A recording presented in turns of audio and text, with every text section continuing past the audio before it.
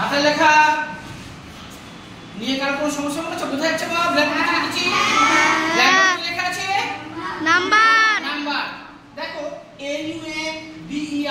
NUMBER number. দেখো এই যে নাম্বার রয়েছে, এই নাম্বারকে আমরা বাংলায় বলবো বচন। বচন। নাম্বারটা আমরা বাংলায় কি বলবো? বচন। বচন। এই যে নাম্বার রয়েছে, নাম্বারকে বাংলায় বলছি আমরা বচন। আর নাম্বার বা বচনকে আমরা দুই ভাগে ভাগ করি। নাম্বার বা বচনকে আমরা কয় ভাগে ভাগ করি? দুই ভাগে।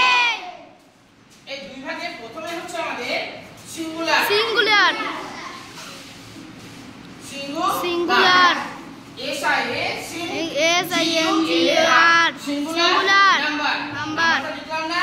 আর দ্বিতীয়টা হচ্ছে প্লুরাল। প্লুরাল। প্লুরাল। এই যে নাম্বার রয়েছে, নাম্বারকে আমরা দুই ভাগে ভাগ করছি। প্রথমে হচ্ছে আমাদের সিঙ্গুলার আর দ্বিতীয়ত হচ্ছে প্লুরাল।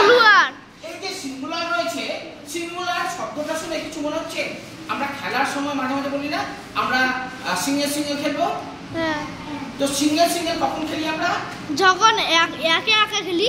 হ্যাঁ, অর্থাৎ একা একা। অর্থাৎ দেখো সিঙ্গুলার, সিঙ্গুলার নাম্বার হচ্ছে যখন একটা সংখ্যা থাকবে, যখন একটা নাম্বার থাকবে তখন তাকে আমরা বলবো সিঙ্গুলার। বোঝা গেছে? আমরা খেলার সময় কিন্তু এই শব্দটা খুব বেশি ব্যবহার করি। না, আমরা সবাই মিলে খেলবো না, আমি সিঙ্গেল সিঙ্গেল খেলবো। হ্যাঁ। তাই না? হ্যাঁ। হ্যাঁ, একা একা। অর্থাৎ একজনকে বোঝাচ্ছে একা একা। যখন একটা সংখ্যা থাকবে, ঠিক আছে, বা একটা কোনো কিছুকে বোঝানো হবে তখন সেটাকে আমরা কি বলবো? সিঙ্গুলার। বোঝা গেছে? আর যখন একের বেশি হবে, একের বেশি মানুষকে বোঝানো হবে। ভেবে নাও যে তোমরা এই যে এখানে যতজন ছেলে আছে বয়, এখানে বয় তো নয়, বয় হচ্ছে বাবা, বয় হচ্ছে বালক। বালকটা হচ্ছে আমাদের সিঙ্গুলার নাম্বার। আর বয়েজ, বয়েজ মানে এস মানে অনেকগুলি।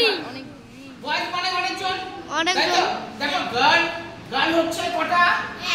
একটা। এই গার্লটাকে আমরা পিছনে এস যুক্ত বললেই অনেকগুলি হবে। হ্যাঁ, গার্লস। গার্ল এটা সিঙ্গুলার নাম্বারে বলবো না প্লুরালে? সিঙ্গুলার। সিঙ্গুলার। কেন সিঙ্গুলারে বলবো? কারণ বালক